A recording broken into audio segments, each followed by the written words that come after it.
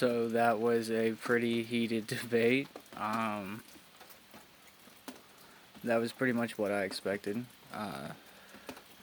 I think the way Trump handled it at times came off a little bit immature, but that's kind of to be expected. But I understand, I think, why he did that the way he did it. If anything has been called into question the most with Biden, it is he competent enough to handle being the president for 4 years, and is he healthy enough? Does he have enough stamina to do it? So with Trump, you know, staying on top of him that whole time, that whole hour and a half, like he did, it's showing that there is a decline with Biden's ability to speak fluently, with his ability to think fluently, and get across his ideas, especially when Trump is doing the whole talking over him, interrupting him thing. That immediately creates a challenge for Biden to keep his train of thought aligned and to express a point. And you can see a lot of times throughout the debate where Trump would interrupt Biden and Biden would go off on a whole nother thing. He would continue off on what Trump was saying rather than what Biden was starting. You know, Biden would say something and then Trump would interrupt with a different subject that's kind of similar, and Biden would go off on that tangent rather than finish his own statement. And that's where I think the flaws start to show with Biden, at least in this first debate. I don't think he handled himself as best as they expected him to, or wanted him to, at least. I don't have any high expectations for Biden. I'm pretty sure most everybody, at least that's probably watching this video, doesn't. Yeah, I think it was a great debate. A lot of stuff got answered. But you know, it's just with the moderator, with Wallace, the moderator.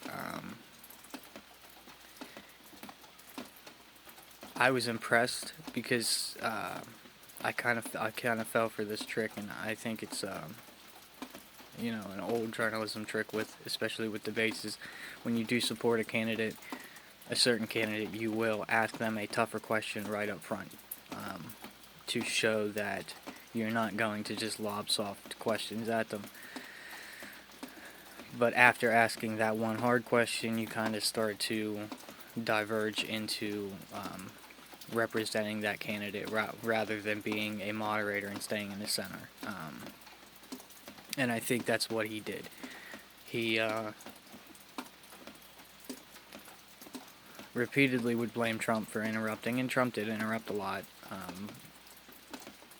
But Biden would interrupt too, you know. I mean, he would basically pin those interruptions on Trump, even if it wasn't Trump that time, you know. Or he would say, well, you've been interrupting more than Biden. It's not, you know.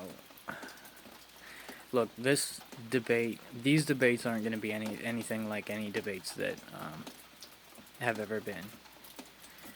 They're not going to be structured because look at the two candidates that we're picking from. I mean, Trump is a great president, but he's got a big fucking mouth. And Biden is an incompetent politician that is well versed in being an incompetent politician. He knows how to dodge questions. He knows how to get around things. So none of these debates are going to be straightforward, which is good, I think. One thing you did see is like Biden, you know, pointing to the camera, and you people at home, come on, man, that kind of shit. And you are doing that in order to get into the public's psyche, you know, and I don't think that's going to work this time. Being that we haven't seen debates like this ever before, we've never seen a presidential race like this before. I was never into politics up until 2016 and after because of the divisiveness of it. And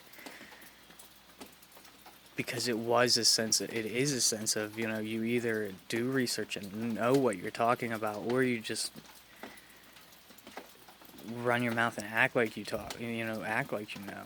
And because it seems like everybody is involved in politics now. So I don't think that whole psyche trick is going to work. You know, facts speak for themselves, and I really think the public is aware. I really think that most of this country is awake to what's going on and what has been going on for a long time.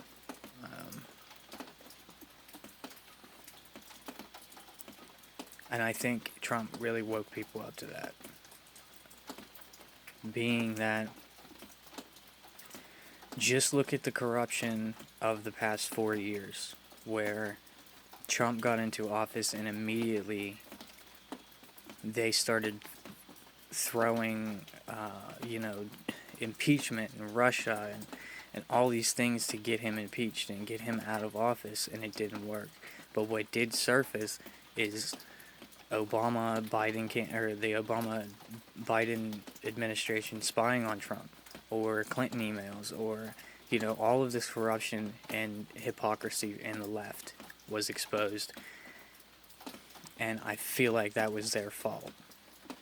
You know, don't dig holes under somebody else, or you're going to fall in those holes. Like, I just feel like the left is destroying itself, and Trump was kind of the cause of that, and the whole being a mouthpiece thing is a big part of that. So using that in these debates is gonna play a key role, because Trump kind of talks to people in a way that where Biden will look straight at the camera and talk and act, play on your emotions and really try to, you know, play it up. Trump just throws little sentences out and comments out like, yeah, the people know what you're doing, Joe. That speaks to people more. We're done with the whole politician game, you know. People are over politicians. And Biden is the fucking representative of what a politician is. You spent 47 years claiming to serve the public, and you haven't done anything but harm. And we've paid you the entire time for it. That's why Trump won 2016. People didn't want Clinton in because people knew Clinton is a horrible fucking person. People knew that Clinton made millions of dollars off of people suffering, off of people dying a lot of times. So we're going to see a repeat of that, because people are truly over the whole politician thing. We want people to actually represent the way that the public feels. We want people to actually represent the true constitutional values of this country. And we want people to actually care when something is going on, and when people do need help, they help. And I think that is the beginning of the Trump revolution. Of maybe we will see an end to the classic politician, you know.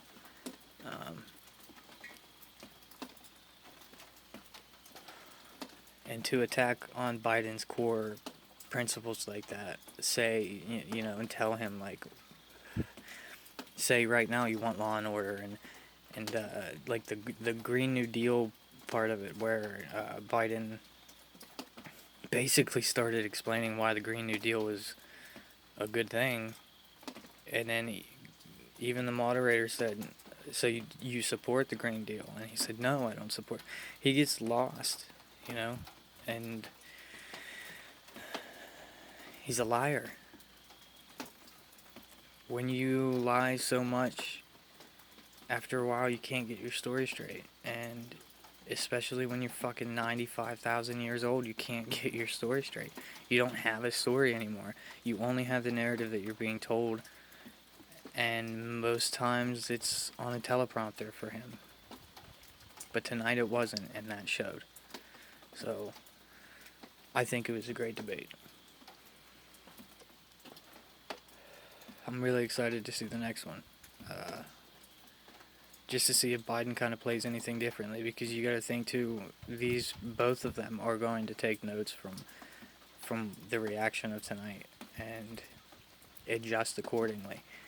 But this goes into the point of what I'm saying though, where you will see Biden adjust way more to what the public outcry is than you will see Trump, because Trump thinks and acts for the country. If he truly believes that this is what is best for the country and best for the majority of the people, number one, his supporters and people that are actually conscious of what's going on will speak that and will say that. So Trump won't fold to the reaction as much as Biden will fold. So yeah, I mean, I count on Biden folding a lot for in between now and the next election or debate. And you know, Biden has got himself into a pickle because, you know, on one side, if he goes too far right and starts to speak, probably if he would start to speak more to what his values really are, if he even has any political values at the very least, if he would speak more to where his political values actually lay, which is, you know, probably more center than anything, except for the racist stuff. That's all the far left. But so if he would go more center from here on out into the second and third debate, he will lose a lot of his far left support.